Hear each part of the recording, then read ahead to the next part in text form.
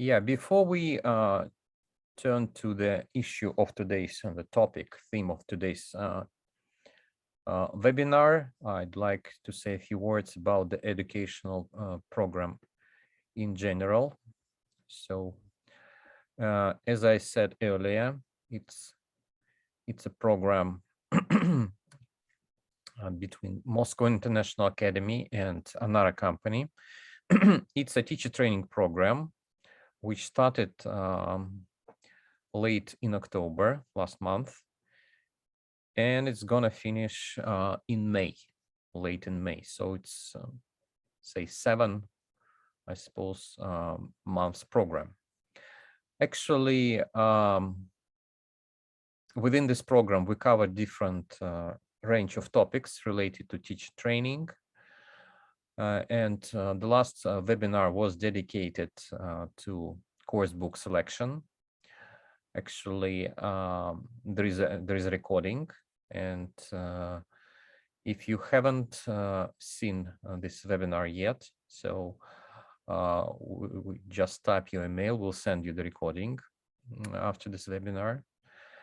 And today's webinar is dedicated to a different issue. It's advanced lesson planning, and we have 3 speakers on the agenda. First, I'd like to introduce myself. My name is Evgeny Usachov.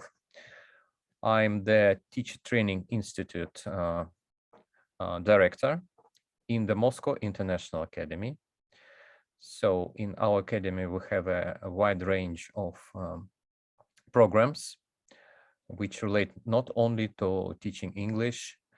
We have programs which are about psychology, about management, marketing, Oriental studies, and many, many others. So, but today I'll be speaking about the issue related to teacher training. So the second speaker today is Galina Sharonova. She's senior manager of another company. And the third one is the representative of Publications publishing house. So it's our foreign partner. As for my talk and my Galina's talk, we are 30 minutes long each. And as for the third speaker's timeline, he is supposed to speak for 45 minutes. So we start and finish at approximately 4:45. Okay.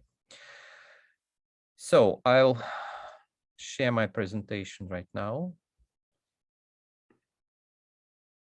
Just let me know if you see it correctly. Just put a plus in the chat. Just a second.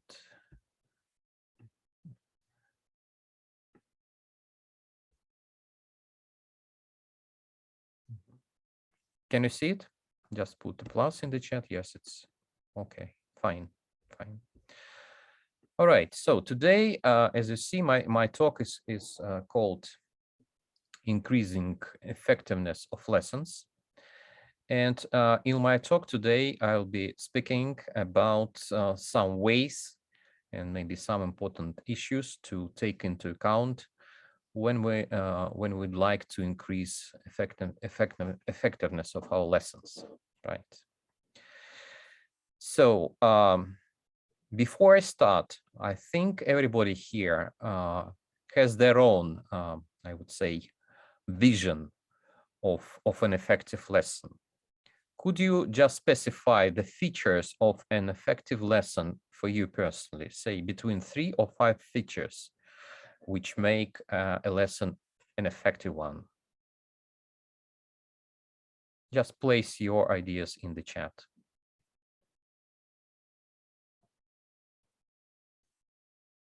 Because I suppose many teachers can have different views. From my perspective, okay, just a couple of things. Yeah, of course, thorough lesson planning is one of the keys to effective lesson, yes, and implementation of the lesson plan. Have you got any ideas on your mind regarding that? What What is an effective lesson for you? What features does it have?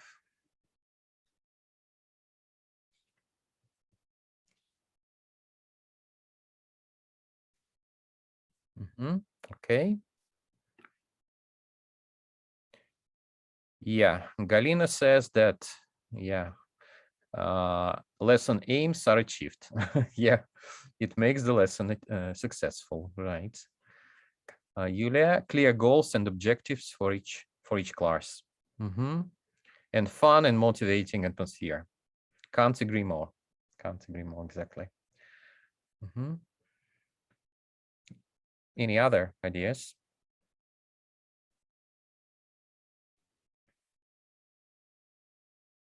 Okay, we'll move on while maybe the others are just typing their ideas. We'll move on. Okay, just a second.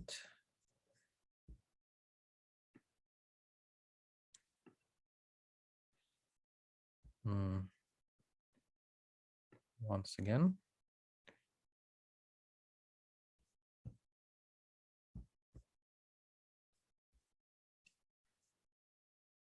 Just a moment. I'll get back my slides.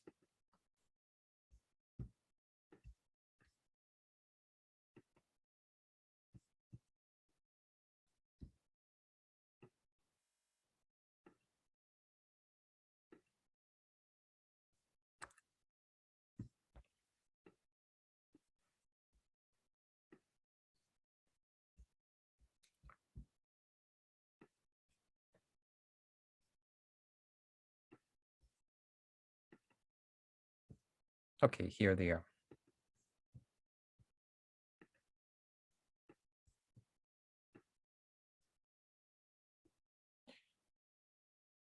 Right. I'd like to ask my talk with, yeah, you mentioned your ideas how to make the lesson an efficient and effective one. So the question now is, how often do you do, or how often do you have, sorry, do you have unpredictable events at your lessons? So the situation, you've prepared a nice and thorough lesson plan and you are following it during the lesson. So how often do you face a situation then something unpredictable happens at your lessons? And what actually might happen? That may,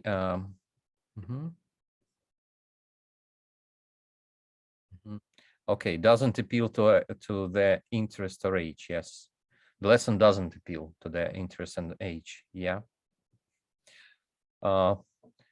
Yeah, Olga, I agree. But on the other hand, as you see, during our planning lesson stage, we take into account, yeah, we're supposed to take into account their interests or age group. But still it might happen. Anything else? Share experiences. What unexpected happened during the lessons, which made you, I would say, change the way you're planning to teach? Okay, Yuri, good remark. Are there any predictable lessons? Every lesson is a surprise. Yeah. Okay, to some extent, yes, I would agree to some extent that every lesson is supposed to be a surprise, but most cases, I believe these surprises are not so often. Okay, any other ideas?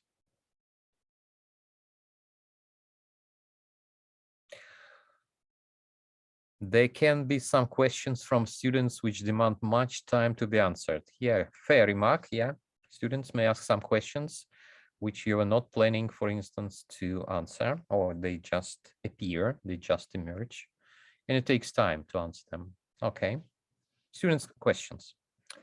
Yeah, this is always an unpredictable, I agree.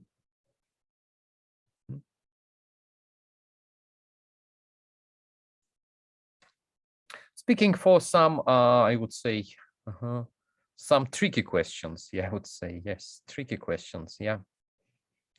Yeah, they're quite common in different age groups.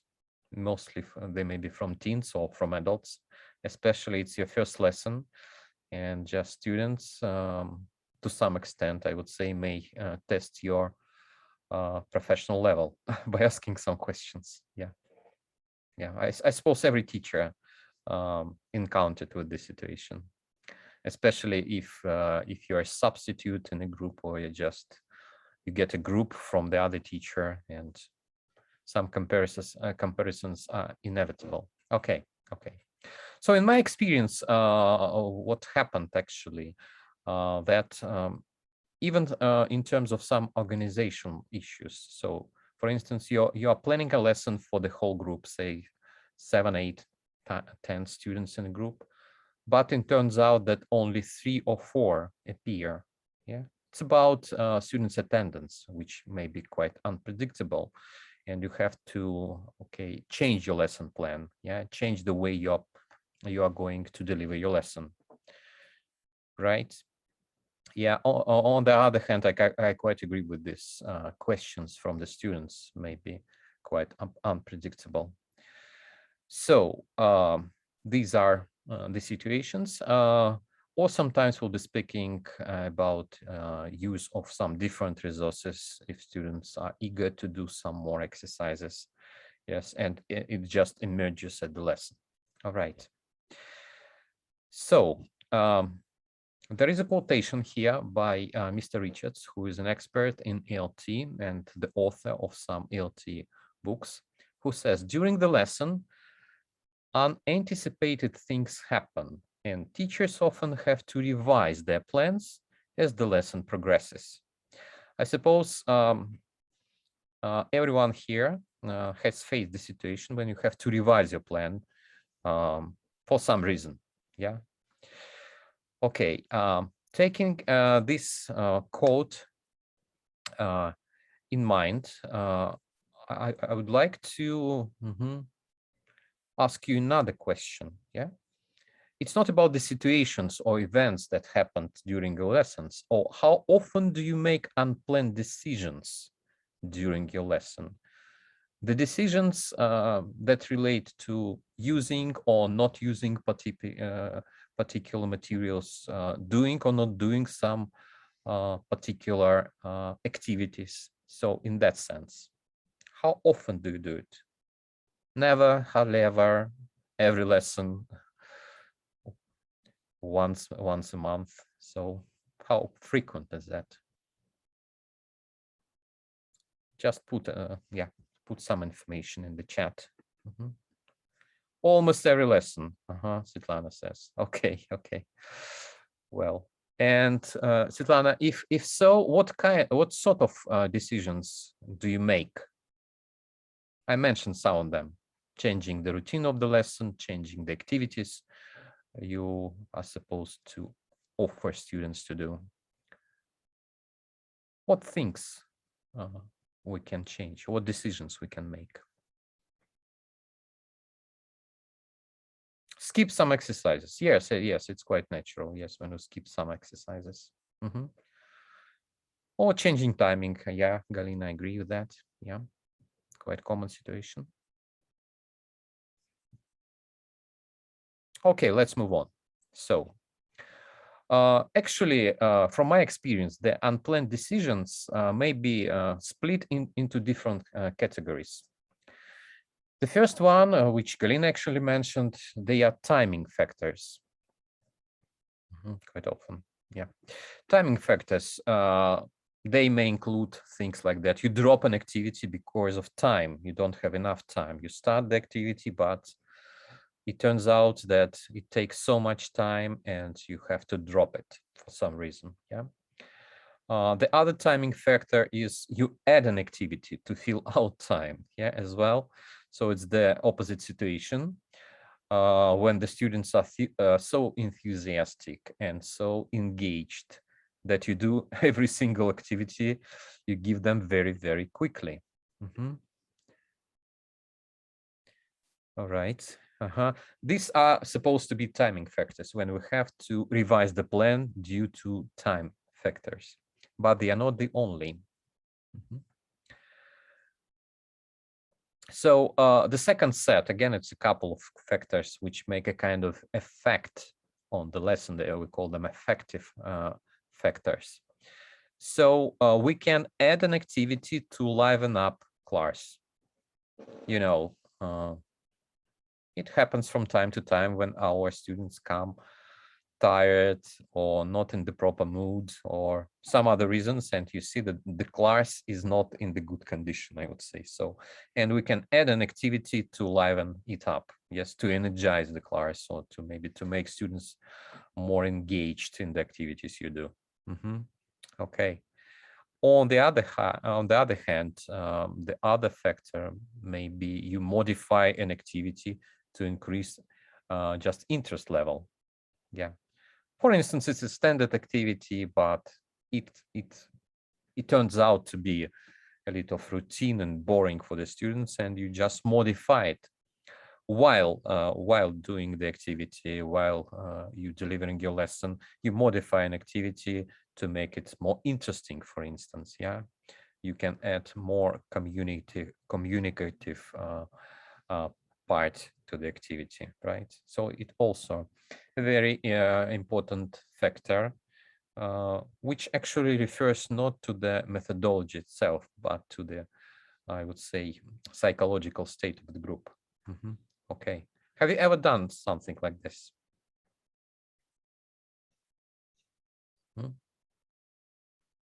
All right.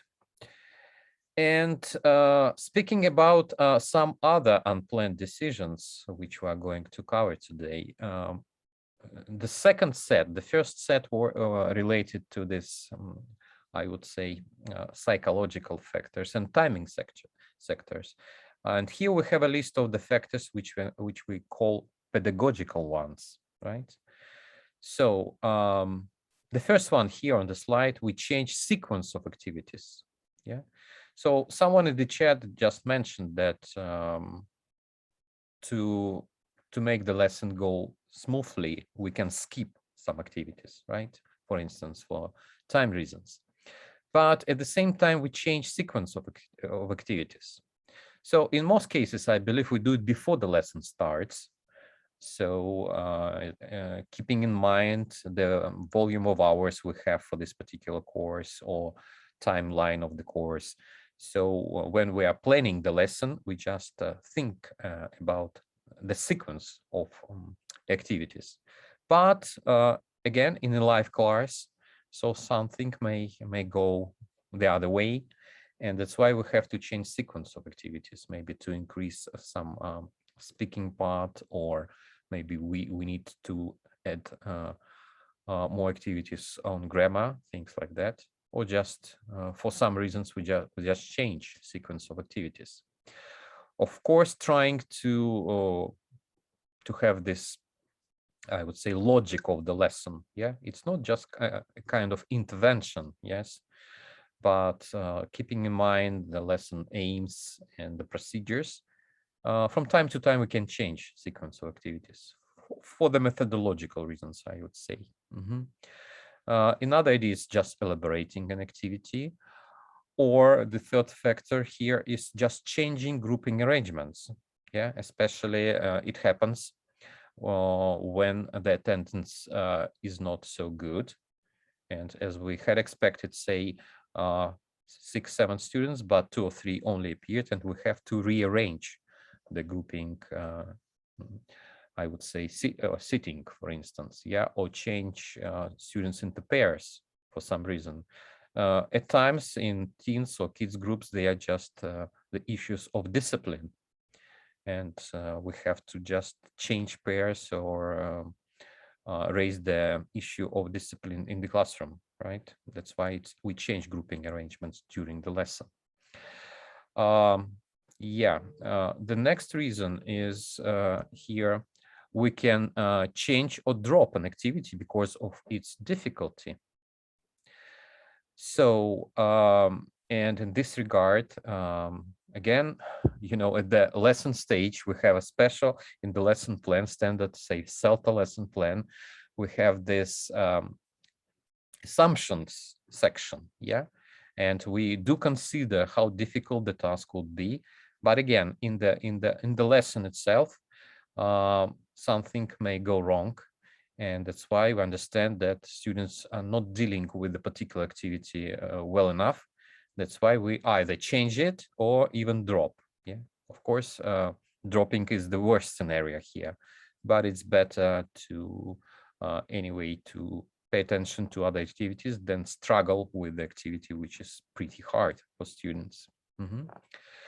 Okay, the other consideration, we may drop activities that don't seem necessary.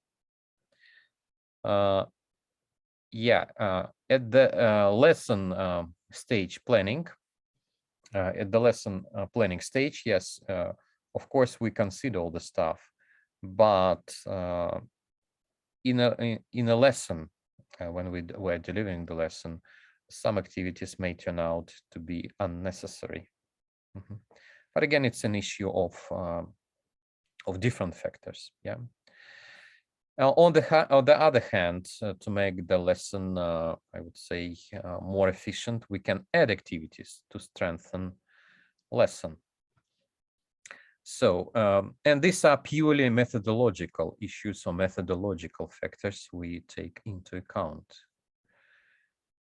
Right, and the next, I would say, group of factors, they relate to language focus. For instance, we can modify an activity and change the lesson focus, or we can add an activity to provide more language work. So mostly it refers to grammar, vocabulary, stuff like that.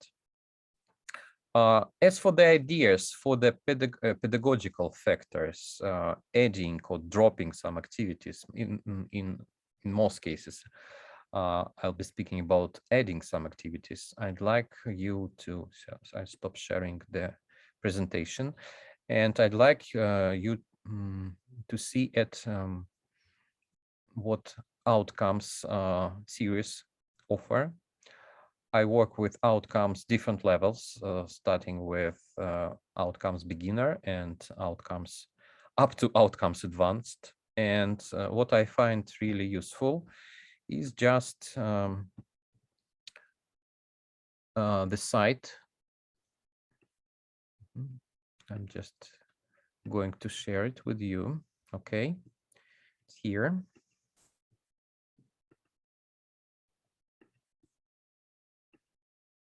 I think you can see my screen. Yeah. So especially if we speak about outcomes and it's serious. So if you work with that, I suppose you are familiar with these teacher resources, right? Which are available actually if you have access to outcome series as a teacher. So what we have here, apart from videos, audio standard set, I would say, we have in terms of reading, and if we want to have some more reading in the lesson, an extra activity, there are reading texts in the end word. So we have some interesting feature called act of or draw when there are activities in which, let's have a look at them. For instance, if we take, say, advanced level, for instance.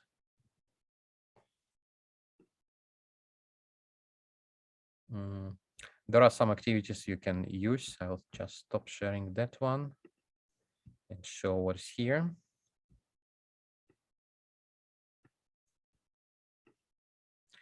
This is the activity for advanced level. So you see students are expected to work in pairs, and it's all about vocab here, about vocabulary.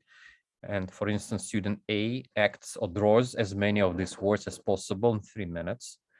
And on the other hand, student B tries to guess the words. And they are not supposed to speak while they are acting or drawing. Yes, and there is a list of items, yeah, for advanced level. And you have this field where they can just draw something or act using their body language. It's one of the examples of the activities that you can find on this website, this dedicated website. I'm getting back to that.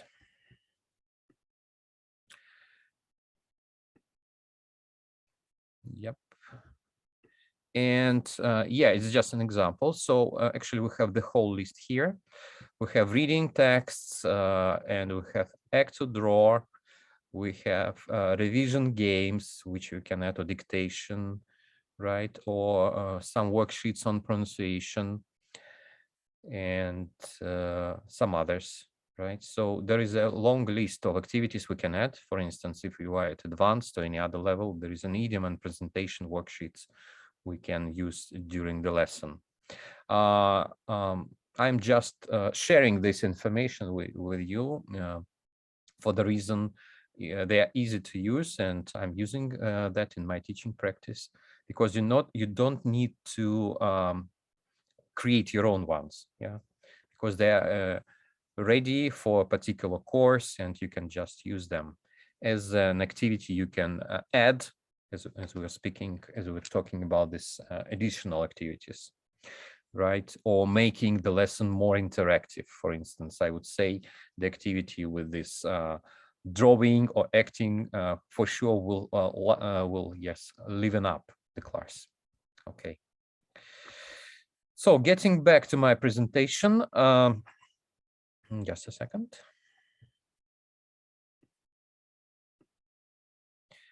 Okay.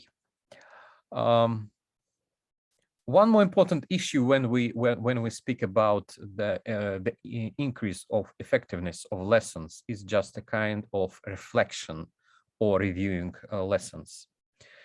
So just understand how well our lesson went or how efficient it was. There are a few questions here we can ask ourselves as teachers. The first one is, what kind of language learning opportunities did the lesson provide for our students, right? Did they have the chance to increase or to improve their, say, speaking skills or maybe listening skills, whatever?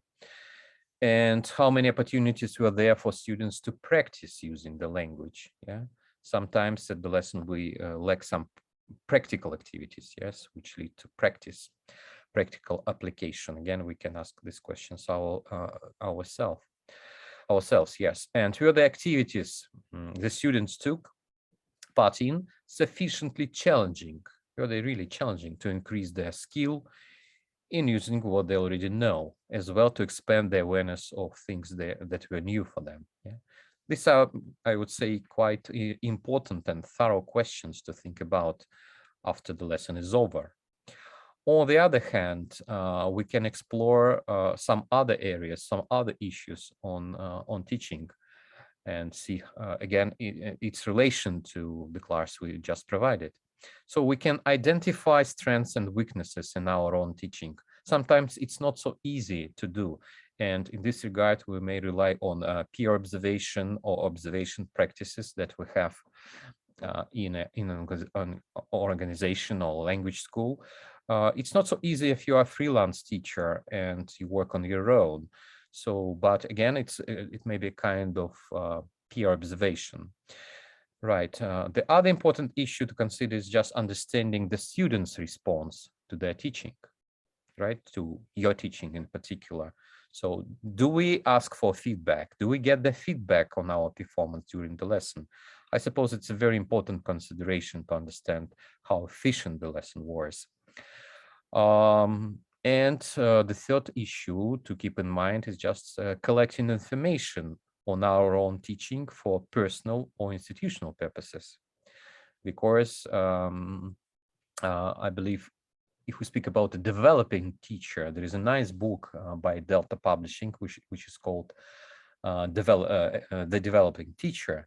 So we grow professionally and as well personally, and we grow within the company, which is sort of institutional purpose.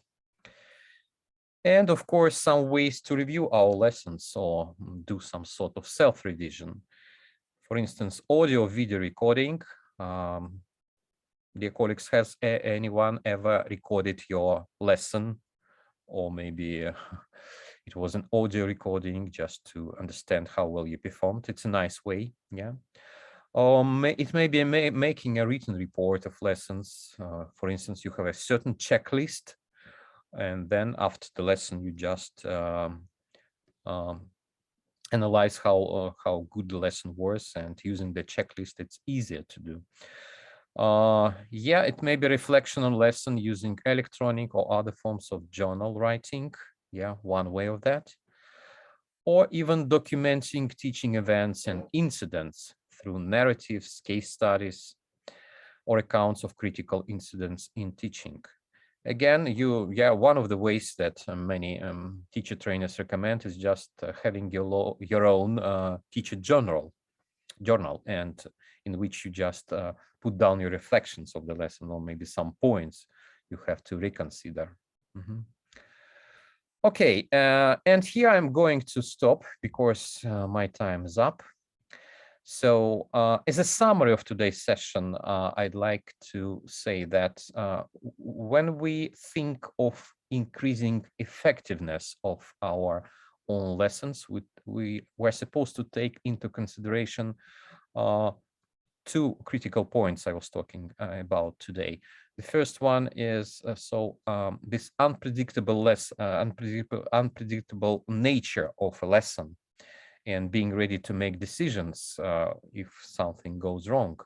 And on the other hand, it's just some strategies we can use to make the lesson more efficient. So, so if you have any questions, I would be more than happy to answer them in the chat. And again, the information about the course, if you are eager to join the paid option, so it will lead you to the official document, which is called «Удостоверение о повышении квалификации установленного образца», and this is the name of the program here in Russian. It's 72 academic hours. Right. If you want to apply, again, just leave your email in the chat and we'll get in contact with you. Right. But compared with a free option, you will have certain assignments on our Moscow International Academy educational platform. So you watch the videos, recording of the videos of our, say, webinars, and then you do some activities related to each point, to each issue. Right. So this is information about our institute, Teacher Training Institute, and these are the contacts, right? So you can just drop the line or drop your application to this email. This is the dedicated website and the telephone number. And here are my contact details. You can actually contact me directly through social media or through WhatsApp or whatever, Telegram. And I would be more than happy to answer all your questions. Thank you very much for your attention. And it's time to introduce another speaker. Okay. So our second speaker is Galina Sharonova. Okay, hello, can you see me? Not yet, Galina. Not yet. Okay, and what about now? Unfortunately, your screen is black. That's really strange. So, okay, I will do it in a different way. Just a second. So everything was working. Sorry for this unexpected technical problem. Yeah, it's about the decisions we make. Yes, and things we may anticipate or not. Okay, so just a second.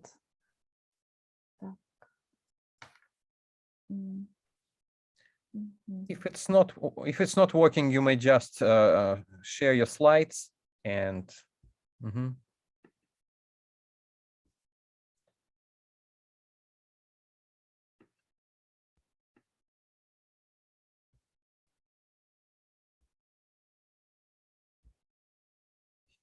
So Galina is making some settings to be visible.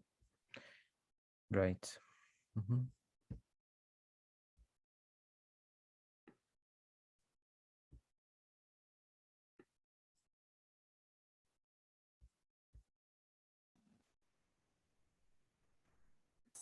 Strange but my camera doesn't seem to be working. It's Fails to not work. much, Yeah, fails to work. Okay. Okay.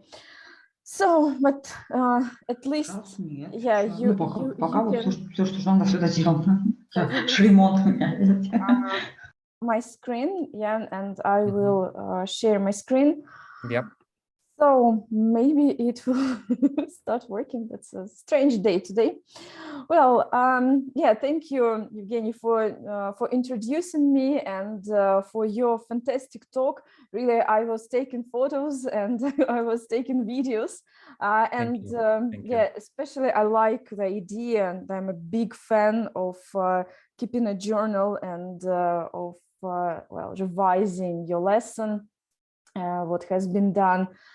It's really helpful. And this is one of the life hacks for the teachers, because this is the way you can develop professionally for free. So, and my talk today is about, well, reconsidering planning an effective listening lesson. So judging from my teaching experience, teacher training experience, these sort of lessons are still a mystery and a challenge for many teachers, and many teachers say that developing listening skills as such is pretty hard, and there are a lot of underwater stones. So today we will talk about it. Yeah, so let me show you the plan. So today we are going to revise like our traditional staging of a listening lesson. So how we organize the stages, what we do at each stage, and we will talk about its advantages and disadvantages. Then we will also discuss some alternative listening tasks and activities which can help us revise, well, first staging the lesson and revise our approach to developing listening skills. So, well, also we will be sharing our experience and, well, we will have fun. And I hope that there will be a lot of discoveries. So I have a question for you. So can you please write it in the chat box? Tell me, please, how you traditionally stage your listening lessons. Like, what are the regular stages and like what you do? So can you please write ideas in the chat?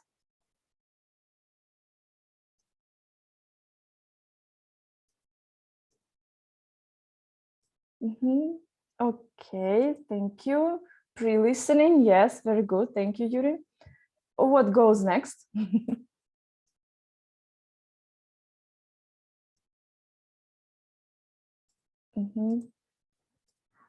So yeah, the slides are not changing because there is nothing actually. So only questions to you.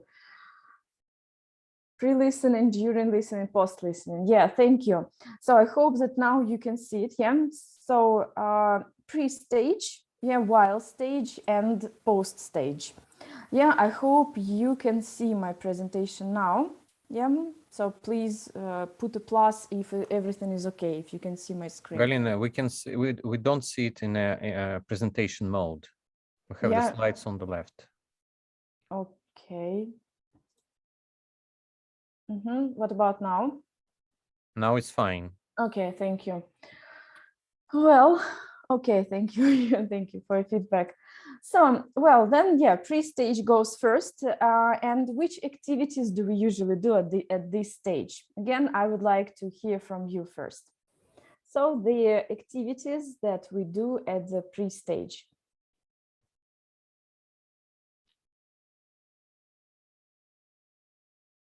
Yeah, so can you please share your ideas? So pre-stage, like something what we do before we get to listening itself. Introducing your vocabulary. Thank you, Svetlana. Pre-teach, yeah, pre-teach vocabulary, I guess. Yeah, Tatiana. Yeah. So, okay. Then, yeah, if we look at this next slide, yeah, there is a list of activities for the pre-stage. So first we need to activate students' schemata, so to say, yeah, their background knowledge, their background experience, activate their interest. So this is what we do at the beginning. Then, yeah, we set the context, and we set it with the help of some visual aids, really videos, text to read, audio recordings, and so on. Well, then we also make predictions. Yeah, so look at the pictures, look at the title, predict what you're gonna hear. And also, well, guess the content, by some questions or visual aids. And, well, something what has already been mentioned, yeah, we may pre-teach new vocabulary. So that's great, thank you. So, and what goes next? So just before, going to the while stage, let me show you some examples. So here you can see samples from the new close-up B1 Plus level published by National Geographic Learning, like the pre-stage. As you see, there is a photo, yeah, very interesting photo, activating students' curiosity and background knowledge. And then, as you see on your left, there are exercises A and B. Students are prepared for certain type of information that later on they will need to pick out from the listening itself. Yeah, and also on this slide, like next slide, you can see also part D.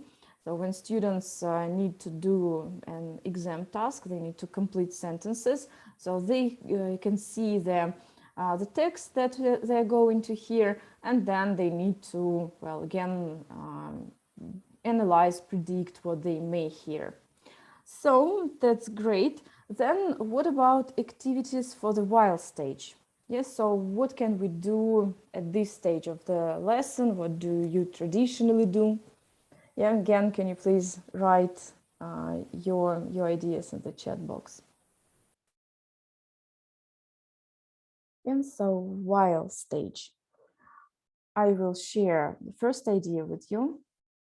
So this is answering the questions. So they can be a list of questions. Yeah, so what else? True or false? Yeah, thank you, Tatiana. Well, anything else? So if we, who says that? Oh yeah, that's a good idea, very good exercise. Yeah, identifying the speaker and what they said, fill in the gaps. Yeah, thank you. Yeah, then also as we made predictions, then we should check predictions, yeah, as part of listening for gist task. Then find some information in the text and the recording. Yeah, we should listen carefully and identify it. Then we may choose the best summary of what we have heard, choosing the best option, A, B, or C. Then we may be asked to insert a sentence, like the whole sentence. Then it has already been mentioned, true or false. And in order to make it more complicated, true, false, not stated. And well, maybe matching a person and the recording. Yeah, so this is what Tatiana, you also mentioned. Yeah, there can be also some other tasks and activities, but the main aim of the while stage activities is to do comprehension task. Yes, so we deal with the information, we comprehend this information. Oh yeah, Julia, thank you very much for this long list of ideas. Yeah, focusing on sub skills. Yeah, step by step. Yeah, step by step we deal with that, and the tasks and activities that you can see on the screen. Yeah, so they are meant, yeah, to help develop such sub skills. And well, you can see one more example here. Yeah, so this is the extract from the new close-up B1 Plus book. So students made predictions, then they listen for the first time and they check their predictions.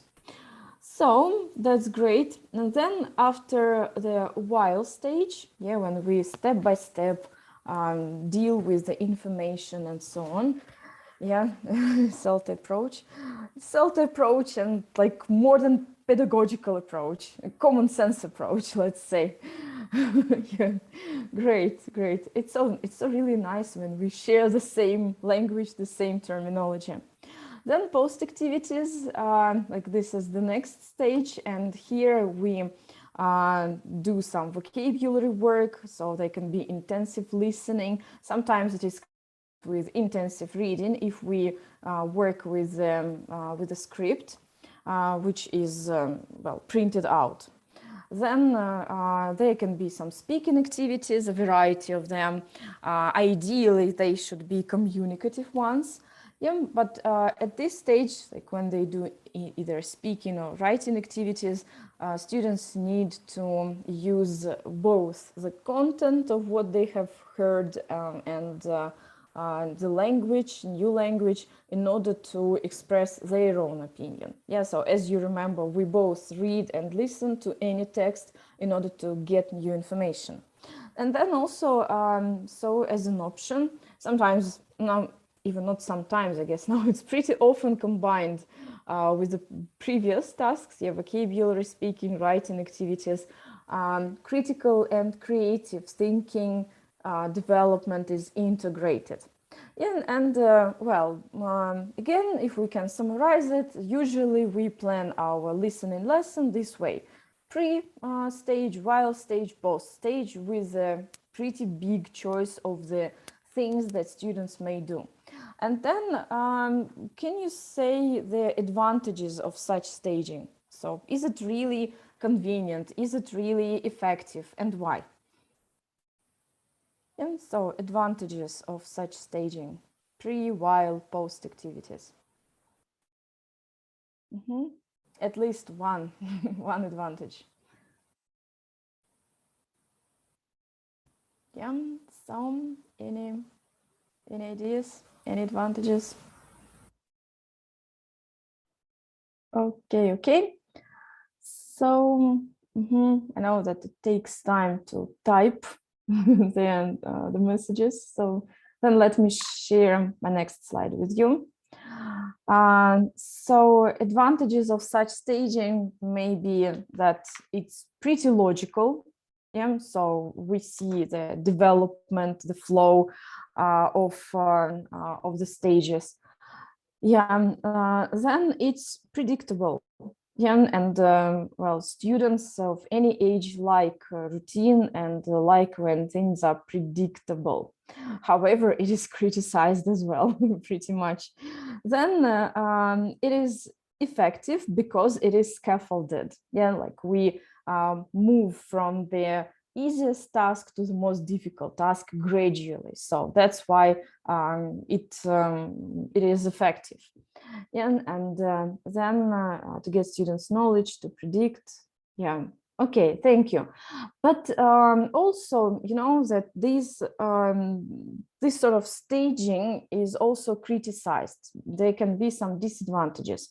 For instance, some teachers, some methodologists say that as it's too well organized, too predictable, then we do not really develop listening skills. We lose this challenge. Yeah, this is what Evgeny also mentioned in his presentation. So there should be a challenge in the tasks. And if everything is so well organized, then students may lack this challenge.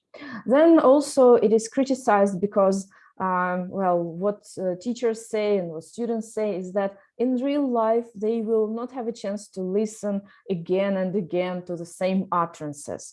Yeah, so it will be somehow paraphrased. And then in this regard, by following this scaffolded and logical flow, we are more likely to test our students, but not to teach. And this idea, the last one on this list, is supported by one fantastic speaker, author.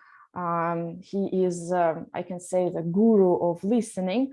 And frankly speaking, I first came across his works and his ideas in the book Teaching Lexically by Hugh Deller and Andrew Walkley. So this is Richard Goldwell. And he has his own blog where he shares his ideas about listening skills development.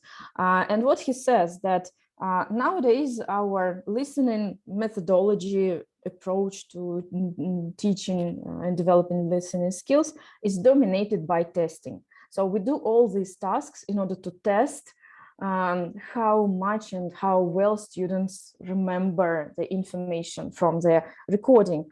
Then also he says that there is almost no work on teaching decoding the information. Then he also claims that textbook recordings are underexploited, like we do not really make use of them. And also he says that there is this over-reliance on strategies. Yeah, we develop strategies, but we do not help students really get around. And he has a very metaphorical, approach to this. He says that when we teach separate sounds, separate words, then our students are in a greenhouse. And when they do listening, do them listening using recordings where everything is graded and so on, they get into a garden. Yeah, so it's organized, it's a little bit more challenging, but still it's very well organized for them. And when they leave the classroom and get outside, then they get into a jungle. And so it's totally different, and they may get lost and they cannot deal with some recordings where speakers speak more quickly, or when they listen to some authentic recordings. Yeah, and in our lessons, we need to help them develop, and we should integrate it into our lesson planning. So, yeah, I strongly recommend you to read his blog, and there are many great ideas, and also his ideas are presented in the Teaching Lexically book. And then so he undermines actually this approach.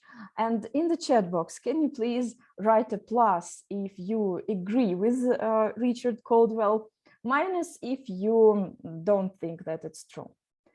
So plus if yes, that makes sense, minus that no way. Okay, so I would like to hear from you.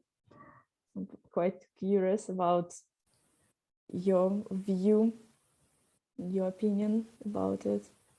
Yeah, plus if he's right, minus if not really.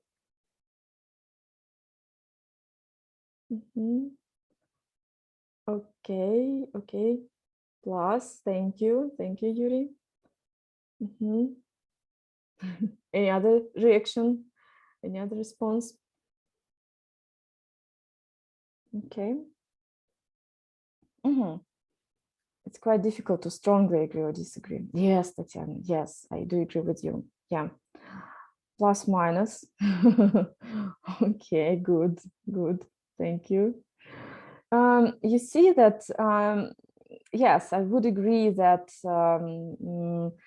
so here the ideas may be pretty debatable, but also they may not seem to be so much beneficial because we need to know what to do about it. Yeah, so how we can actually practically do this.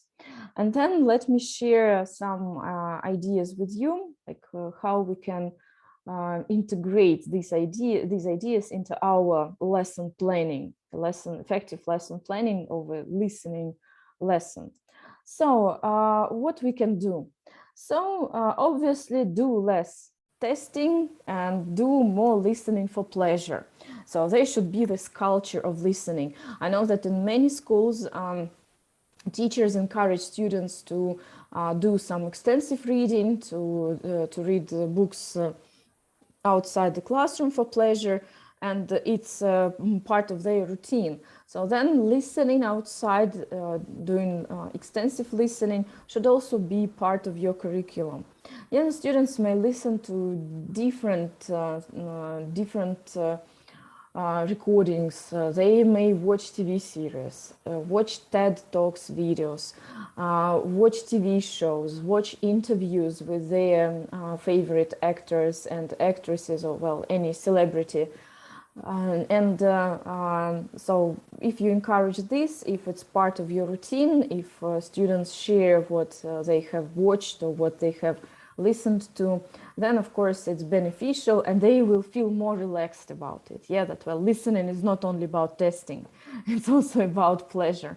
Oh yeah, Julia, thank you for one more idea. Yeah, podcasts. Yeah. And I guess that you as teachers have a list of your favorite resources, your favorite sources where you can find these extra materials. Then also Richard Codwell says that students may get lost in the jungles because their pronunciation awareness and their pronunciation is not very well developed. Yeah, so of course it is interrelated, interconnected, I mean, pronunciation and listening. So that's why we should work on it, and we should help our students identify word clusters. Yes, some chunks, some phrases. We also need to develop their awareness of phonology, especially intonation, then sentence stress, and also help them decode chunks.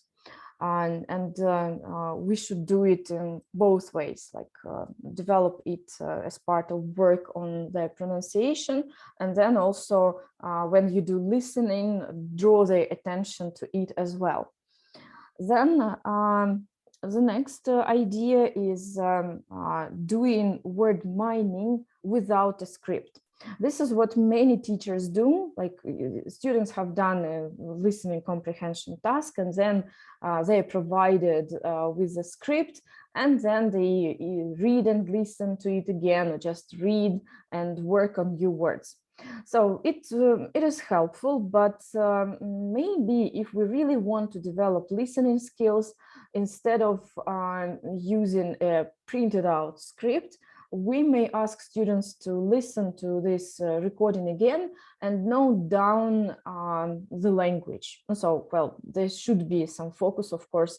Either they listen and pick out the words connected to this particular topic, or maybe they listen and write down the new words, or maybe they listen to a certain part of the recording which caused difficulty, like that was the most challenging part.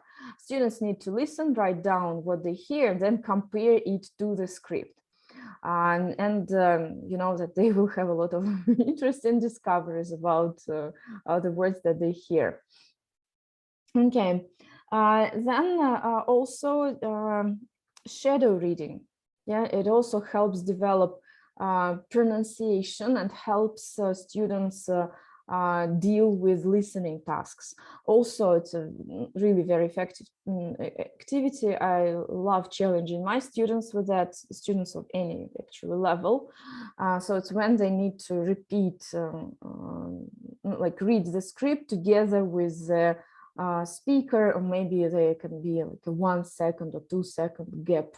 But they need to copy the pace, copy the intonation, copy sounds, and this way they do develop their pronunciation, and also they develop their pace, and they focus on the instances where there was connected speech, some contracted forms. It really helps them. And then last but not least, they can be, well, you can use editable scripts. So working with printed out scripts is also effective, but the ways you do it, you may reconsider it. Maybe you can well, hand out, sorry, scripts with gaps. Maybe some words will be missing, or maybe some pieces of information will be missing. Yeah, so usually like modern books provide editable scripts. And also one more activity, which is not mentioned here, but which helps really develop pronunciation and then intonation, and then help students deal with listening, is tongue twisters. Yeah, it's also nice. Yeah, thank you for the comments. Yes, so students ask students to listen to BBC podcasts, then report to the class. Yeah, that's a fantastic idea. If it's a part of your routine, it's really great. And shadow reading is great. Yeah, that's true. Yeah, and then if we get back to the topic of my talk today, like reconsidering planning a listening lesson, think of adding these activities to it. Maybe you will not actually skip or change the sequence of stages, but at the while stage doing these activities, you will definitely have interesting results. Well, and let me show you some examples, what can be done in order to develop students' listening skills. Here you can see an extract from the Keynote Advanced book published by National Geographic Learning. And in this book, well, a lot of attention is paid to developing listening skills, pronunciation. They always go hand in hand here. And then, as you see, here is work on relaxed pronunciation. I really like this term, relaxed pronunciation. It's like the way we pronounce contracted forms in our connected speech. Yeah, so how sounds are reduced, and then there is a task to identify these instances. You know, just it's very well. The focus is narrow, and the activity itself is very effective. Or there is one more extract. It's from the Outcomes book, our bestseller. So this is the upper intermediate level. Again, in this book, well, intonation, pronunciation, listening skills are in the center of attention. So here, for instance, students are supposed to do a listening task. They watch a video, and then the follow-up task, exercise 5 here, is to working on understanding fast speech, especially intonation, sentence stress, because I like being able to catch, to understand sentence stress. Students may find it easier to identify word clusters, yes, these sense clusters, and identify what has actually been said, and then this way decoding the information.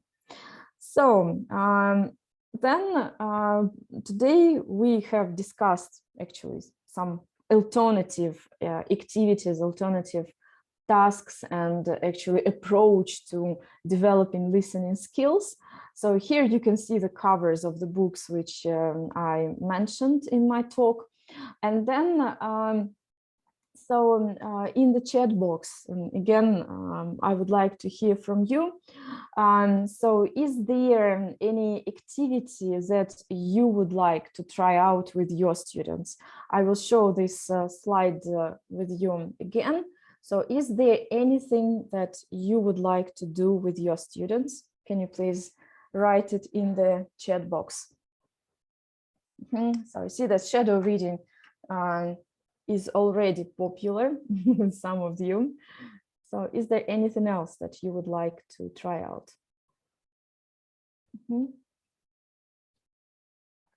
So, okay.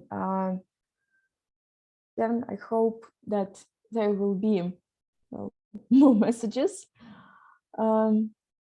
Yeah, and unfortunately, yeah, my time's up. If you have something to share, well, please feel free to write your messages in the chat box. Yeah, thank you. Here you can see our contact details. Yeah, I will be very happy to hear from you. So thank you very much, and see you. Thank you very much, Galina. Thank you for your Okay. talk. Okay, it was really practical with lots of examples, right? And Thank you. nice ideas. Right, so thank you so much. And we are waiting for the third speaker, Chris. So he's not online yet.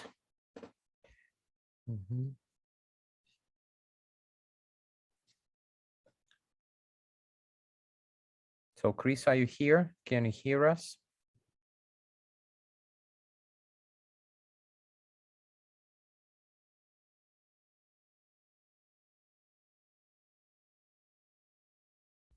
One more unpredictable moment in today's webinar. All right, dear colleagues, just wait a couple of seconds. Yes, we are connecting with Chris regarding his presentation. Just a minute.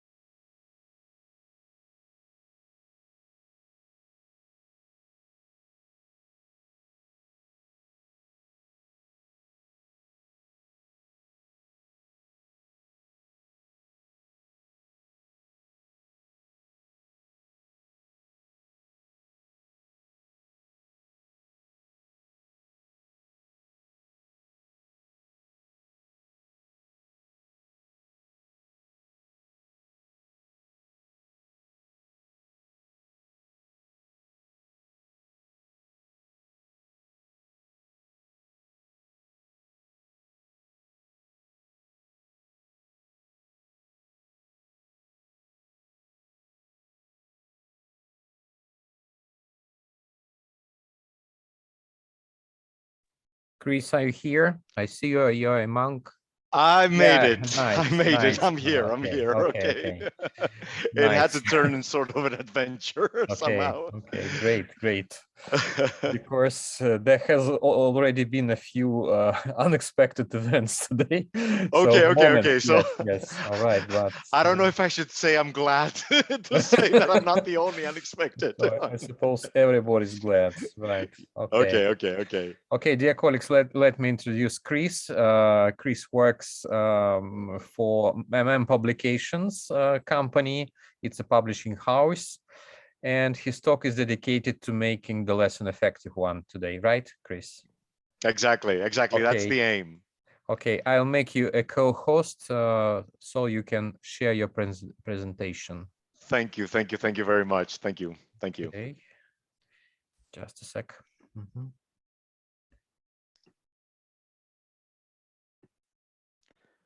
Okay, you can share it. Thank you very much. All right. Excellent. So let me share the screen, and probably you can see my screen right now, right? Whoop. Yes. And yeah, let's get to the point exactly, since I don't want to waste any more time. So how to plan an effective VFL lesson. Actually, I was working on the magic potion that our intention is to have a raffle, and one of you lucky winners is gonna win the magic potion at the end. I'm just kidding. Okay, a bit of bad humor, just in order to smoothen things out. So thank you very much again for being here, for attending this session as it has been organized, and I was very happy to be in the previous one as well. So no magic potion, as you would probably expect and you have understood. However, what I do have, and I'm gonna be willing to be sharing as an EFL teacher as well, and I consider myself a colleague also, uh, are some of the basic ingredients in order to maybe perhaps you can develop your own magic potion. Okay, that is going to be able to make your lesson a bit more intriguing, and maybe follow some ideas, some steps in order to change something that you might find a bit more intriguing. So I know that it is we don't have that much time, and I'm pretty sure that it would have been better if we were able to conduct this session from up close. However, we're gonna have the opportunity to interact if you want to through the chat box, and of course I can leave some time for a Q&A session at the end in order for you to be able to ask any questions, make your suggestions as well as colleagues. And if you have any questions regarding some of the ideas shared in the course of this session, of course, be my guest, and of course be able to go through it. So let's suppose now that you're a newcomer in the industry, or not a newcomer necessarily, but you've got a new class in order that you're going to be assigned for this forthcoming year to teach, and you have worked a lot on a lesson plan, delivering a lesson plan, and being able to do this lesson plan justice. You have devoted a lot of time, which means a lot of teaching time that you usually are not paid for, as well, sacrificing some of your personal time. But in the end, the day of the lesson comes, and what happens in the end? Not everything went according to the plan, actually. And why? Whoa, this is quite a familiar face I can see here, right? At the end of the lesson, some of the feelings that we can see depicted in this picture are exhaustion, frustration, feeling down a bit because things did not go according to the lesson plan, and all that time just went down the drain. Right. Well, not necessarily. Of course, lesson plans are always important, and I'm pretty sure that especially those of you who are new, novice teachers, are really anxious to get into class, so they of course devote much more time for constructing a lesson plan. But it also is the case, and it applies also for teachers with experience who really want to make a difference in the lesson, and of course try to experiment with what can be a bit more motivating for the students in order to participate and get them intrigued into our lesson.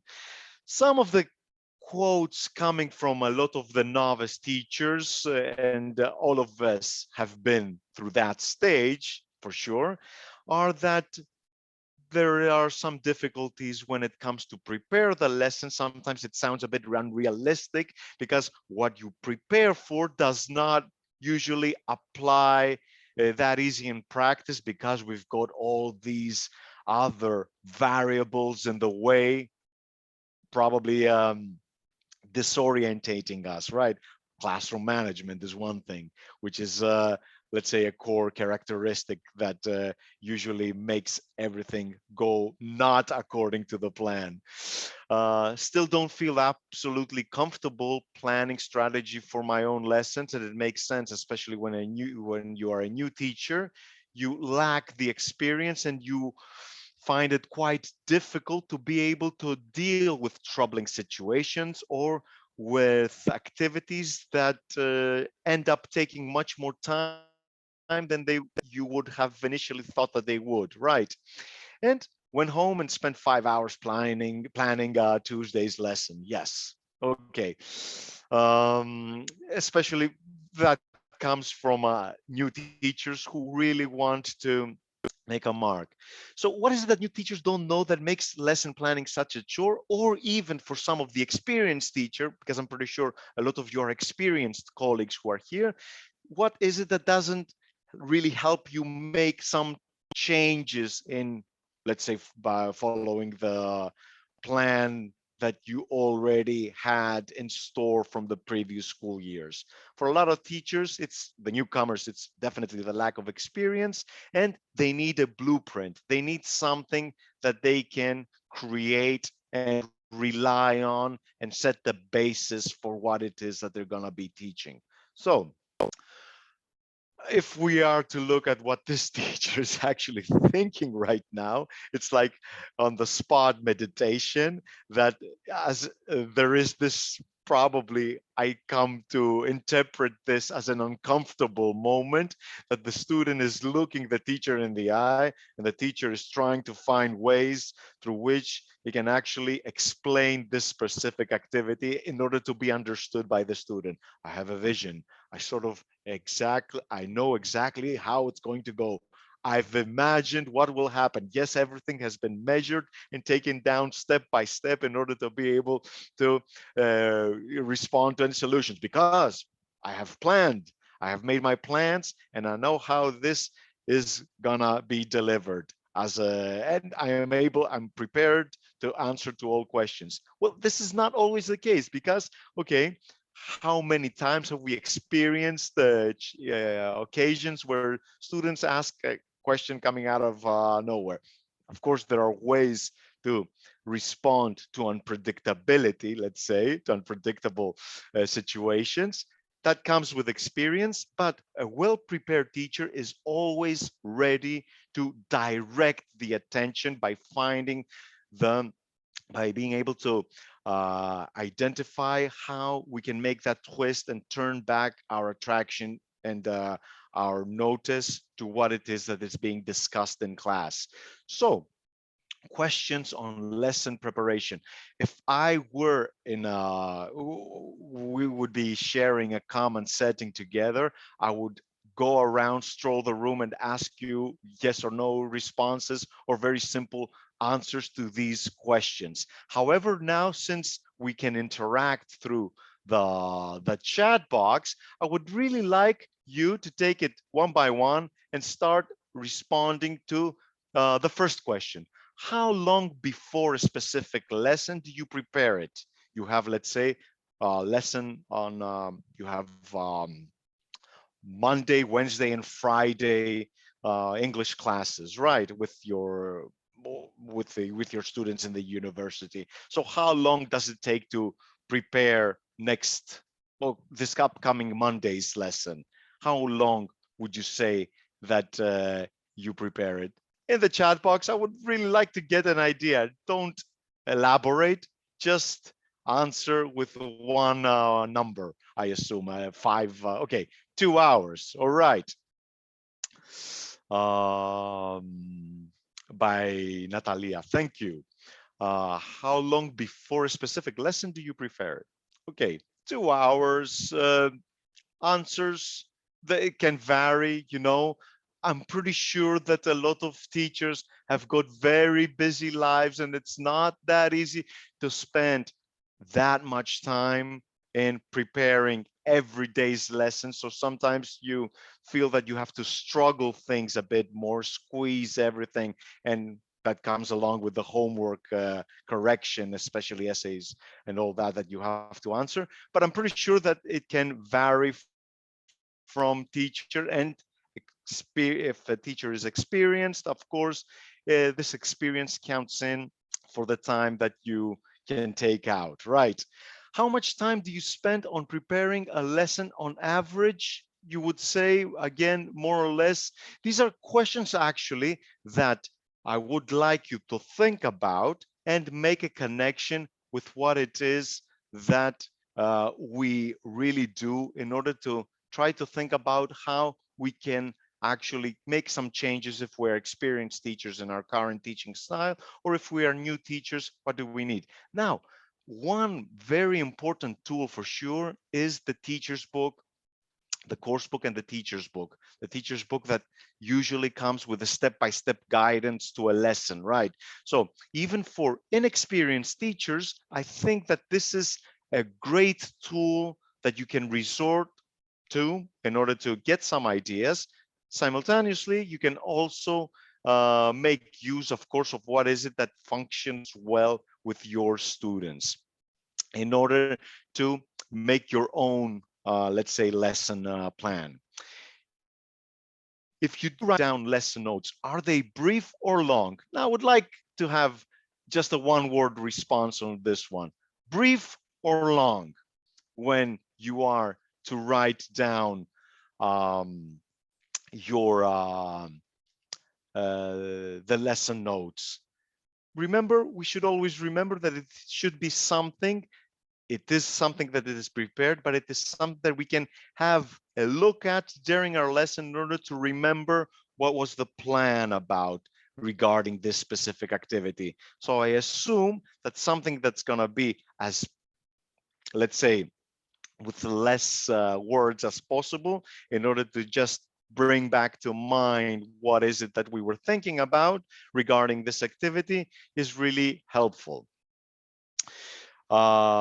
Regarding the, if you note down your objectives, every lesson has an objective. That's why most course books follow the modular approach, because every module analyzes a specific topic, and we get to see through the lessons that comprise every module what is it that that major topic consists of, and how it can be categorized or analyzed, exploited through the different lessons that are included.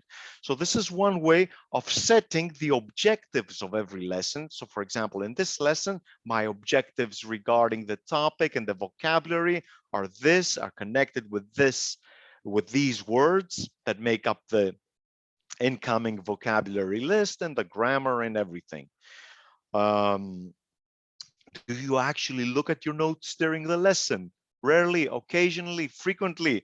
This is something which is quite interesting, because even if time does not allow on many occasions to make a lot of notes, let's say to write down, let's say, an entire page of notes, the teacher's book is a good guide to this. And with the step-by-step guidance to the lesson, you can actually have underlined or checked some of the points that you would like to see demonstrated in your class through the lesson. So this is something that is always helpful. And of course, what do you do with your lesson notes after the lesson? I hope they do not necessarily, I mean, like, okay, we love the environment, we love to take care of the environment, but hopefully they do not end up in the recycling bin, right? There are always ways through which we can develop as teachers by taking a look at what are some of the notes that we were making like a couple of years ago, and compare them to what is our current approach to the lesson and how much we have evolved as teachers. So it can set you can set the basis for creating a wonderful archive and see how you have developed also through the teaching years. Now, of course, I like to be realistic as well when it comes to the limited time that teachers have. And sometimes, yes, I do understand that we do not have this endless time in order to be able, and especially as we're getting older, and at the same time, we become much more experienced, right? We gain more experience. So this means development does not stop, but of course, we try to squeeze a lot of things in less concise and squeeze time and try to concise everything. So this means that we need to take into account what is really effective for our students. Because, okay, in order to go back to the previously projected slide, you see how much wording there is here regarding the teacher and how many things teachers have to think about getting the message conveyed to the lesson, but to the students. But the students actually judge a lesson in two ways. It falls under two categories. A lesson to a student can be, your lesson to the student can be actually interesting or boring, right? Quite unfair, right? As a treatment, let's say, to the time that you have spent and your effort, the effort that you have put in, and everything that goes comes along with what you have attempted to do in order to get your students excited about the lesson, and them only just having these two ways of labeling your lesson. So, of course, in order to be on the more interesting side, one way of doing this, and this is probably one of the basic ingredients in this non-invented magic potion that I talked to you about before, is adding variation into the lesson. A lesson that has a lot of variety in it becomes unpredictable, and an unpredictable lesson is always a very exciting lesson, if you are to ask me, because the students are not going to follow a specific routine-ish format, and basically they can expect something quite intriguing for them that has not been done before, let's say by other teachers. So variety is always a great way. Adding variety to your lesson is always important. Now, how many different ways of varying language learning activities within a lesson can you think of? Again, I always like to think of things based on the course book that I'm making use of. This is the basic tool. And let's face it, I mean, you can hear a lot of wonderful ideas in seminars, webinars, and so on. However, a lot of the teachers say, okay, this is wonderful. How am I gonna be able to apply all this that you mentioned within a 45-minute lesson, 50-minute lesson, where I have to take into account that there are a lot of classroom disruptions that occur, or sometimes when I'm teaching quite older students, sometimes the lesson may take a different twist. Well, first of all these suggestions are not to be applied simultaneously in one lesson. It can be something, you can always take some ideas in order to incorporate in various lessons within the school term. So the many different ways that we can think about are actually can fall into these categories here, as you can see here. Ways of varying the lesson can be according to the tempo, the organization of your lesson, mode and skill, the difficulty of the activities, the topic, the mood, stir and settle, active and passive. And yes, I'm gonna elaborate on all these in the forthcoming slides on what is it that we mean by all these. Okay, so let's start off first of all with the tempo. And what do we mean by tempo? Activities may be brisk and fast moving, such as games, or in other words, what we call rousers, or slow and reflective, such as reading or writing. The question is, and the most intriguing part, and what it is that you gotta figure out, is when you're gonna implement a much more lively activity, a fast moving game-like activity with your class, and when is it that you're gonna go for something which is gonna have a much more of a it's going to be more of a slow and reflective activity like reading or writing. So I always say that the teacher knows their classroom better than anyone else does. So that's one thing that you have, let's say, the final, you're the one who's going to make the final call regarding this. However, what is it that I always like to take into account is that usually in the beginning, we know how it is with the students. They come in excited, they've just had a recess, a break, and they're getting back into the class. So there's the levels of excitement are quite high, so you want to settle down your students, right? However, after that first reading activity or the dictation or the whatever it is that you have started off with finishes, then you see that there is a lot of quietness in the classroom. So you want to energize things a bit more. So you need a rouser there, right? And then usually what is it that comes? Let me take an example. I'm going to be using some examples in order to illustrate some practical ways of demonstrating these activities. And then after, let's say, the reading activity comes a pronunciation activity. And usually, you know, I mean, this is something that I remember from my students.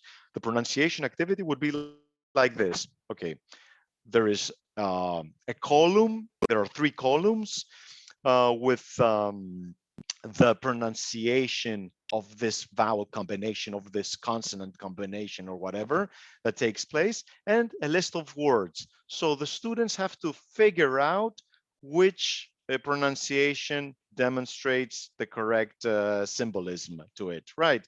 So it's a pronunciation activity. And usually they have to listen, what read, how read sounds, and tick the appropriate column.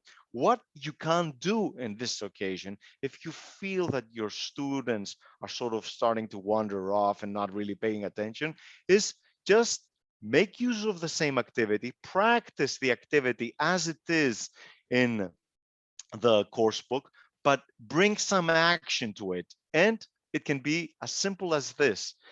Ask, since you have 3 different columns, let's say, separate your class into 3 different groups. If you've got a big class, you can find different ways of separating according to the number of the columns in the activity, and get every column to stand up when they hear the pronunciation of their words. So for example, when the EA combination is like E, a long E, you get the EA group to stand up and then tick on the box. And then you get the other column to stand up. This is a way, a very practical way, and without being necessarily time consuming, through which you can make, for some of the students, quite lame pronunciation activity and a bit more of an active activity, right? Activate their interest somehow. So these are variations that you can implement by making use of the course book activity, and without necessarily having to think something or bringing into class something different. Organization. Now, this is something that I always like to do with students. And we know that, yes, of course, every course book has got individualized tasks, and there are some activities that are meant to be done in pairs or groups, right?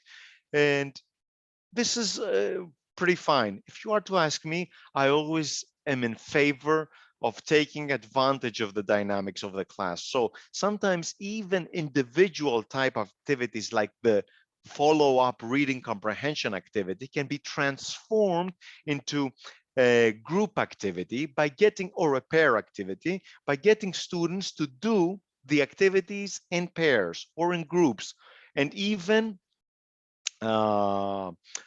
divide the groups and pairs and to do specific activities from the reading comprehension section. So for example, pairs, 2, 4, even numbered pairs, let's say 2, 4, 6, 8, can be doing activities 1, 3, and 5 in the book, in the reading comprehension follow-up activities, and odd numbered groups like 1, 3, 5 do the even number activities, or vice versa. And this is a way of actually assigning specific roles and getting students to try to work out things together. It's a way of making individual type activities into group or pair work type activities with your students. Of course, I'm very willing to, you can make use of the chat box, and please share some of your ideas if you got anything that you would like to share, or anything that works, functions much better with your students, in order to be shared among the other colleagues as well. So mode and skill activities may be based on written or spoken language. And within these, they may vary as to whether the learners are asked to produce or receive. So it is something, in other words, that we very often talk about the importance of integrating the skills and how a reading activity can be transformed into a listening activity by getting the students, asking the students, first of all, a warm-up question that is in association, is connected with what is being talked about in the course book. Have the students to have their books closed and play the audio and get them just to try to identify, try to find, try to listen to where the correct response is heard in the audio. Or if it is a reading text, identify where the correct text is found. So in other words, there are many ways through which you can transform a reading activity into a speaking activity through the warm-up questions or the post-reading questions that you are asking. Again, how does this add variety to the lesson? In the different ways you can exploit a reading activity or a grammar activity, for example, that we're going to talk about another way of adding variety to grammar in the forthcoming slides.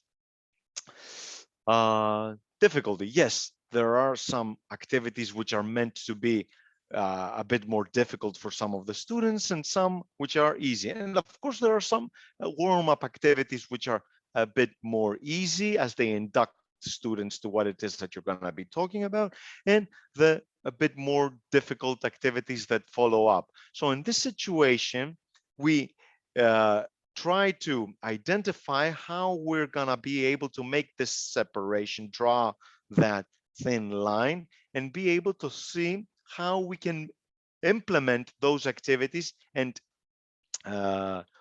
focus on these activities throughout the lesson in order to make it a bit more easy for the students to respond. Or again, when it comes to the level of difficulty, there can be a good criteria to get your students into pairs or groups with a weaker and a stronger student. This is another way of adding variety to the lesson. I mean, when a task that was meant to be done individually can be done in pairs or in groups, even though it is not labeled as a pair work or group work activity. But because it is difficult, it is a great way of getting them to be a bit more intrigued. Okay. I'm always looking at the chat box in case you want to share something. Feel free to do so. Nothing to be intimidated about. And of course, it is another opportunity for me also to gain some, get some ideas from you as well. The topic, both the language point and the non-linguistic topic may change from one activity to another. So I'm going to use an example here in order to clarify what I mean by this. Let's say you're teaching grammar, right? You are ready to introduce grammar. So a good way is to make a connection with what it is that you were talking about in the previous reading text. Take a sample sentence from that text and be able to get the idea going. Oh, okay. So through the demonstrated example, what usually helps me, I think, with my students in order to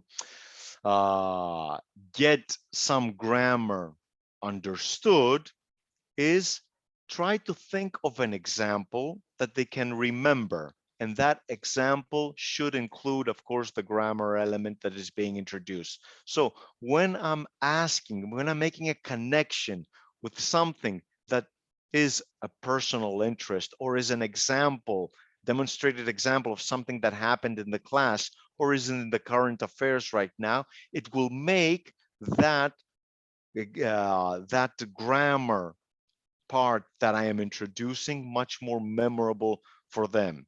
if it is a personal example, and then you can ask them to come up with a personal example and try to see how we can implement the grammar that we are talking about in order to talk about something that is connected with their background or their interest. This is a way of making the grammar much more memorable to them, and the examples that are included. Of course, all of the course books, whatever course book it is that you are making use of, has got numerous of examples of grammar that is being introduced. And this is the right approach in order to make grammar memorable. However, the more personal an example is, the better it is, and of course, the more memorable it becomes for the students.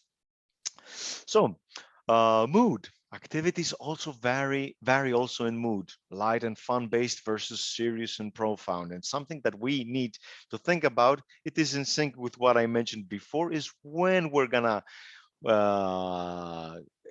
make use of those light and fun-based activities, and when we're gonna get a bit more serious and profound. When is the appropriate time for each one of these activities, and why it is important to implement both? It has to do, of course, with the topic in many occasions. If you are talking about, if your module is covering eco-conscious and is talking about some examples of some terrible natural disasters that have occurred, of course, the lesson takes a much more serious tone. So it necessarily leads to that. On the other hand, it can be light and fun based when pop culture is talked about and where some sports that you're mentioning, or you're bringing in a topic that is actually very intriguing for the students, that is in accordance, in sync with what it is that fascinates them or troubles them based on the age they belong to, right? Visualization activity, and a visualization activity can be something like this. So what I would do right now is I'm not sure if you can listen to the waves that I have going on here. I would actually like your feedback if you can listen to, probably not. I don't know if you can hear the waves. No, no, Chris. No, you No, can't. no. Now you will be able to. It could sound a bit windy, I can understand. No Also, sound, sorry. yep. Oh, now it is. Yeah. Okay, and I want you to close your eyes, something that you can't do, a bit of meditation right now. And I want you to picture that you're at the beach, and let's make use of our senses. And I want you to start, apart from hearing the waves, to start to see stuff, to start to picture where you are, to start to picture the setting. What is it that you're probably enjoying for a meal? What are you testing? And this can be also connected with what it is that you are introducing as a subject with your students. So a lot of these ideas, as you have your students having their eyes closed and coming up with vocabulary that is really associated with this setting that you are actually putting them in, or you have created the audio to be staged at, you can start writing some of the words on the board. Or if you are making use of a platform, you can be sharing an image and you can be asking them through the chat box to start sending in some words. And actually some of these can be the vocabulary that you are focusing on teaching right now. So this can be a great intro, and of course it's a way of actually getting them not to focus on the course book, but try to get them to imagine that they're far away in another environment and picturing something wonderful. Of course, we all associate the sea with holidays, with vacation, right? So this is another way of getting your classroom, also if it is a noisy classroom, to be a bit more, let's say, to calm down and think about relax and to think about a beautiful setting. Stirring and settling, and stir and settle. And what do we mean by that? Some activities enliven and excite learners, such as controversial discussions, or help them calm down. So it's always nice to make use of the current affairs and talk about something that is on the news or has been in the news, or has been something that you can bring back something from the past and talk about and make a connection with what it is that you're talking right now with your students. This can be exciting for learners if it is something like a vivid presentation that you would want them to make. Let's say there is an article about a festival that is taking place, and you would like to get the students to ask or be in the situation of a reporter and ask them to talk about, share their experience on what is it that they did in order to set up this festival, and how exciting it is to organize a festival. Ways through which you can make use of the context derived from a reading activity and um, get bring in, let's say, some of the characteristics of a task into it, or help them calm down by getting them to do what? Let's say you have a speaking activity, and this means that you've got two students interacting, or you've got a group of students interacting. What happens to the rest of the class? Ask them to speed write, take down notes on whatever it is that they are listening, that they are hearing. So there is a speaking activity taking place. Usually what happens with the rest of the class, they're just probably not paying attention. So ask the rest of the class to have the role of the reporter, let's say, and one of them will be asked to report back to the class. What is it? Let's say a consensus, a summary of the consensus, if it was a speaking activity that required a consensus, or a summary of what was the group activity all about. So this is a way of keeping the rest of the class active when two or three of the students are focusing on a speaking activity. Something that really worked with my students, and it helped, of course, minimize a bit more classroom disruptions, because they occur when students feel that they are inactive, or there's no responsibility for them to do anything. Active and passive learners may be activated in a way that encourages their own initiative, or they may only be required to do as they are told. Yes, there are some activities that go way traditional, and of course they are required to write down, or like, say, for example, to write down a paragraph on a specific topic that you have assigned. This is a passive activity which is required, and still it is a part of that it is a beneficial part that belongs to every classroom as well. So the truth is, okay, that yes, we need to add variety, but variation is not always enough, because we have all these components that require some organization, and we gotta see how we can make use of all these components. I like to think of them as our own arsenal that we can make use of, and we can make use of when needed. So guidelines for ordering components of a lesson. How do we put these things in the order?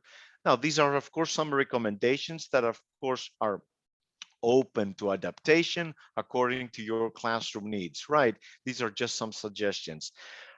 Putting the harder tasks earlier, I have seen from my experience that it works much better, in the sense that yeah, it's in sync with what we mentioned before, that in the beginning usually students are very much excited and they really want to you gotta they gotta dispose this energy. So putting the harder tasks earlier means that they're still energetic and they're still more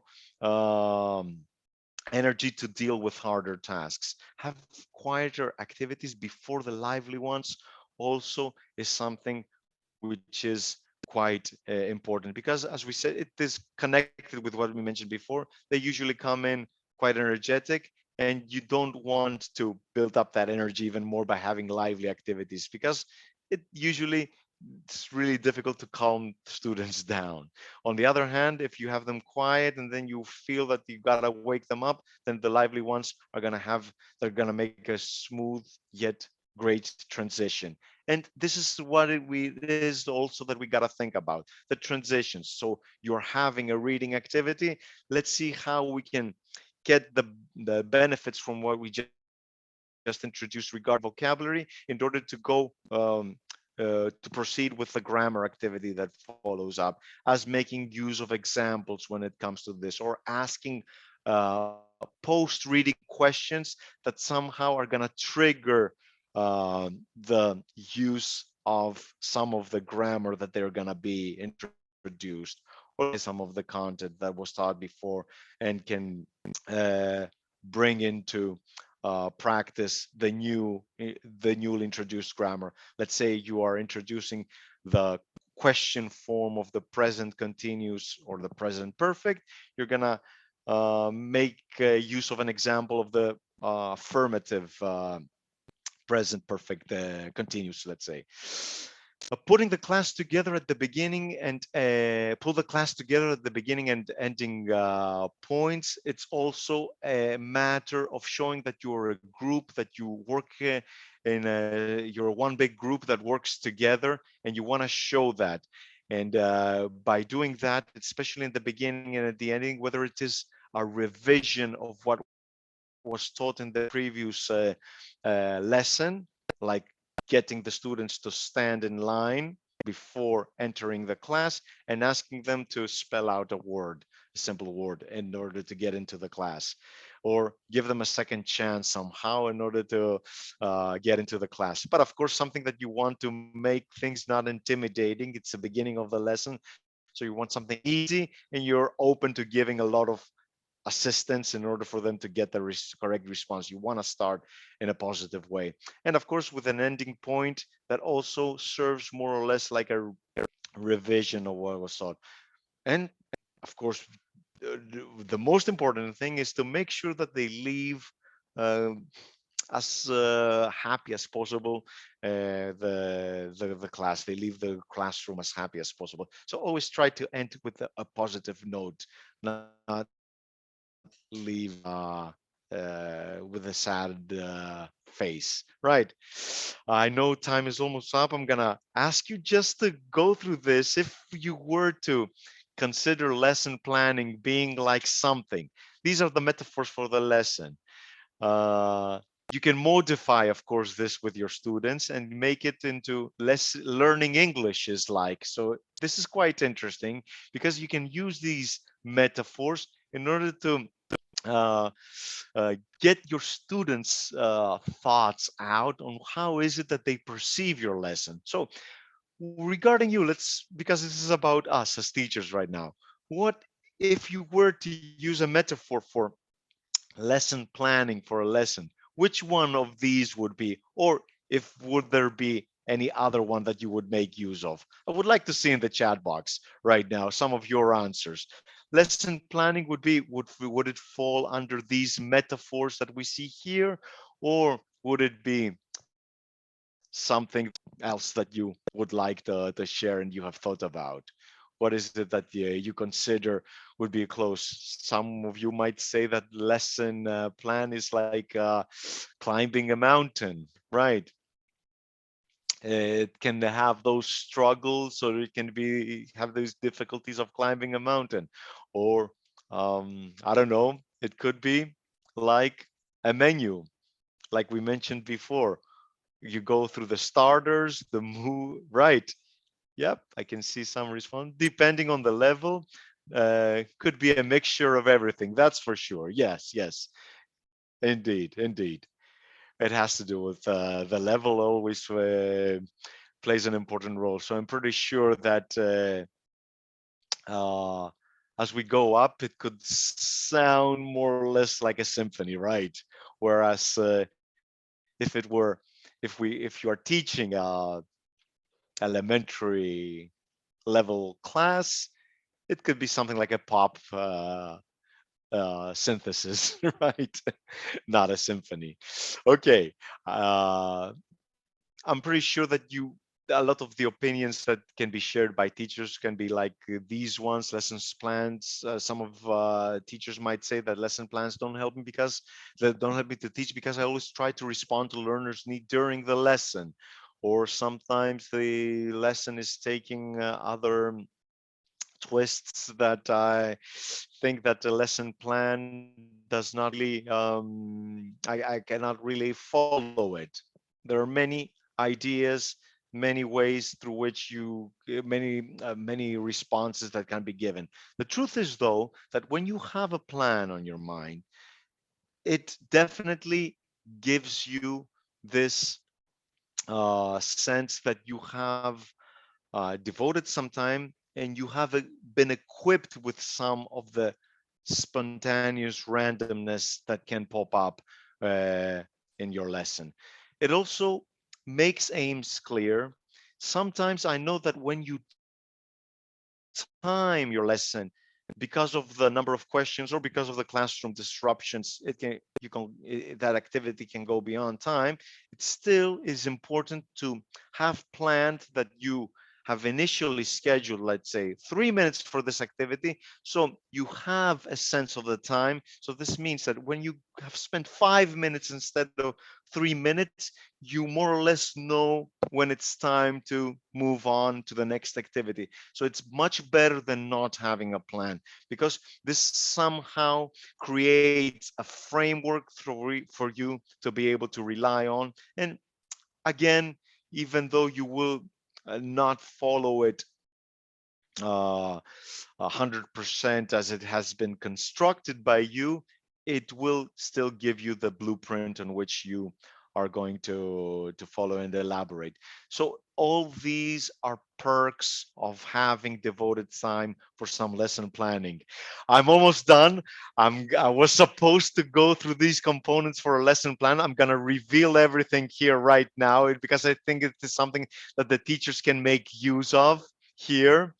For example, you can take a shot of this. This is more or less the components of a lesson plan. I'm just gonna be, I just revealed everything, the matching here as it is for you to be able to take a shot in order to get this as a lesson plan, as a note from this session that was conducted. And I would like to finish also, since we mentioned that it's always good to finish on a positive note, I would like to finish on a positive note by saying that, yes, we should not be expecting of a lesson that is not gonna have any obstacles occur. However, we are the ones who are responsible for the magic of our performance and what is it that's going to make the lesson as intriguing as possible. These were just some suggestions. You can take one of these, think about how you can implement into your lesson. It would be great. Hopefully we're going to be able to have sessions, real life sessions with your participation that would going to be making everything much more intriguing. Thank you very much for your time. I know I've gone a bit beyond time. It's okay. Thank you very much. Thank you. Thank you too. Yeah, thank you very much, Chris. It was an amazing talk. Yeah, lots of practical ideas and amazing delivery. Thanks a lot. Thank you. Yes, Thank you. and this list of items, yes, like a checklist for a successful lesson. Really, really useful. Thank you so much, Chris. Thank you. Thank you very much. Thank you. I'm Was real stopping pleasure. my sharing right now, so the stage is yours, and hope to see you very soon again. Are you based in Greece? I'm based in Greece. Yes, yes, Oh. yes. Athens. Yes. So you might be having nice weather outside. Actually, today I wouldn't say so. It's sort of, it's gotten better as throughout the day, but it was sort of a foggy day, I'd say, today. Yeah, Okay, yeah. For Greece, at least, yeah. Rare is the occasion that we do have days like this. But you look sunny. I see. There is like a sunlight from the window. Okay. It's like one crack from here, one side. Okay. Okay. Thank you so much. Thank Thank you. you. Thank you. Thank you very much. Okay. Goodbye. Bye-bye. Bye-bye. Thank you. Yes. So, dear colleagues, we are finishing our webinar today. I suppose you have found some of the talks really useful, maybe all the talks. Actually, you'll get the recording. So if you are registered, you'll get the recording. And another company will grant you the electronic certificate for participation. If you are eager to get the recognized document from the Moscow International Academy, which I mentioned at the beginning of my talk, you are more than welcome to join us. So I'll leave you the email. You can contact us by the email, and we'll send you all the necessary information how to join the course. And I'd like to finish with, again, I'll show you the plan for the next webinar. Just a second.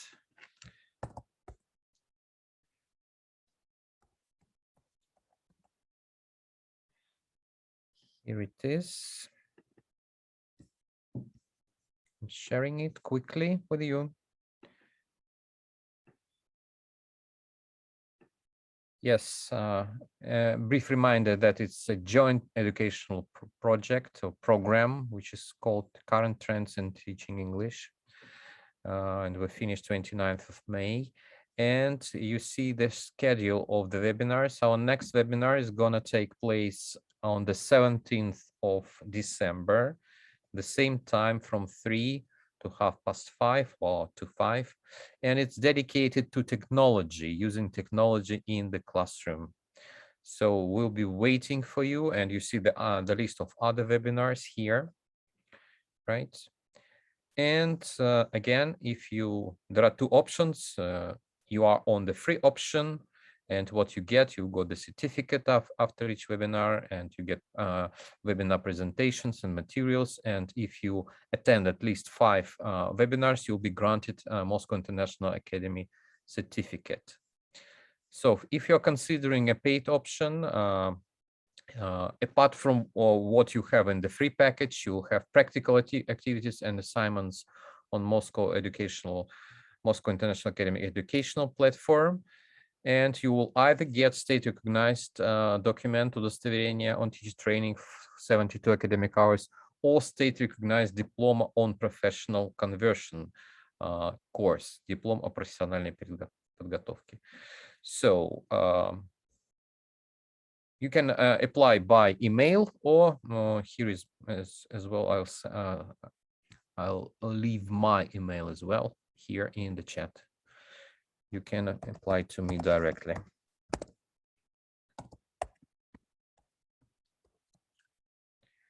So thank you for your participation, and see you in December. Thank you very much.